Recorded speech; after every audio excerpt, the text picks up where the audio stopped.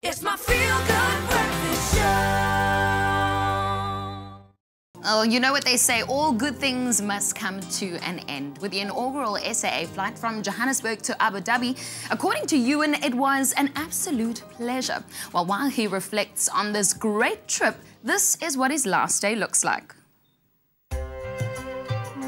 Amidst the impressive Abu Dhabi skyline, the Emirates Palace stands out as a true icon. And that comes as no surprise because it is the most expensive hotel ever built. The Emirates Palace came at a cost of $3.5 billion. To give you a comparison, the famous Burj Khalifa in Dubai cost around $1.5 billion. Across the hotel, there are scattered 114 domes. This one above me being the largest, standing at 72.6 meters above the ground. And it is surrounded by the most luxurious suites. And then you also see the chandeliers hanging all around. Now, they are made from pure Swarovski crystals, and there are 1,002 of them all across the hotel. So, ladies, this is something for you guys. The heaviest one being 2.5 tons. But to top it all off, this that I have in my back pockets, my key to the palace. There are 92 luxury suites and 302 grand rooms in coral, pearl and diamond categories. These high quality and elegant chambers are furnished to the highest level of comfort to offer an unforgettable stay with possible treasures around every corner. You know, there's some very interesting things you'll find here at the palace. For instance, the world's very first gold vending machine, and it does exactly that. You put your credit card in and you're able to buy an 18-karat gold pendant. And also, the prices are updated every 60 seconds, so you can be sure that you are buying these gold pendants at the right price. But if you think about it, it is quite daunting to buy gold from a vending machine, so they do have a pretty impressive return policy. All you need to do is keep the original packaging and the receipt, and you're able to get your money back. But I think for now, my credit card is staying put. This royal experience go way beyond the facilities. Expect to be dazzled even when it comes to their signature coffee. You know, I might not look like one right now, but I sure do feel like a prince sitting here in the palace. And I've just ordered myself a very princely drink. It's called the Emirates Palace Cappuccino. It is flaked with 24-karat edible gold. And that's an interesting fact because the hotel actually goes through 5 kilograms of 24-karat edible gold every year to decorate their pastries and also their coffee. So I'm wondering if I'm going to feel like a richer man after my drink. Just a message to Henny, our head of technical at Expresso. From now on, if you make my coffee in the morning, sir, the bar has been raised. This is what I will be expecting from now on, okay? Thank you, Henny. Appreciate it in advance. So let's give this a taste.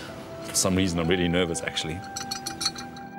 From having gold flakes on my lips to exploring the spacious and beautifully decorated lobbies, every moment spent at the palace makes you feel a little wealthier.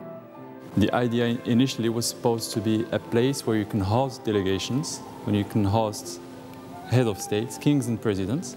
But then the idea turned into having this place where you can host head of states and at the same time as a hotel, whether they come for on vacation or businessmen, etc. And for guests coming to stay over, what can they expect? You expect to feel royalty without being king or queen. For example, if you stay and you're a family, you have a 1.5-kilometer beach, private beach. You have 2 swimming pools.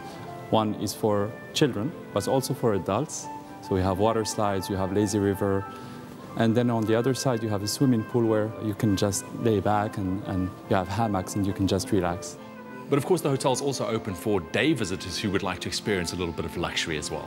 It is the landmark of Abu Dhabi, so everyone is welcome because it's the facade of Abu Dhabi. You go to Paris, one of the must things to do is you go and visit Eiffel Tower. The same thing for Big Ben in London. That's the case in Abu Dhabi, Emirates Palace. Described as a 7-star experience, the Emirates Palace was only opened in 2005. But life in this region was very different a few decades ago. I wanted to step back historically and get an understanding into yesterday's Abu Dhabi. Standing here at the traditional Dow Harbour, you can really get a feel and a contrast between the modern Abu Dhabi with the tall skyscrapers and what life was like for the Emirati back in the day before the discovery of oil in 1958. They were just trying to make their living simply by fishing and pearl diving.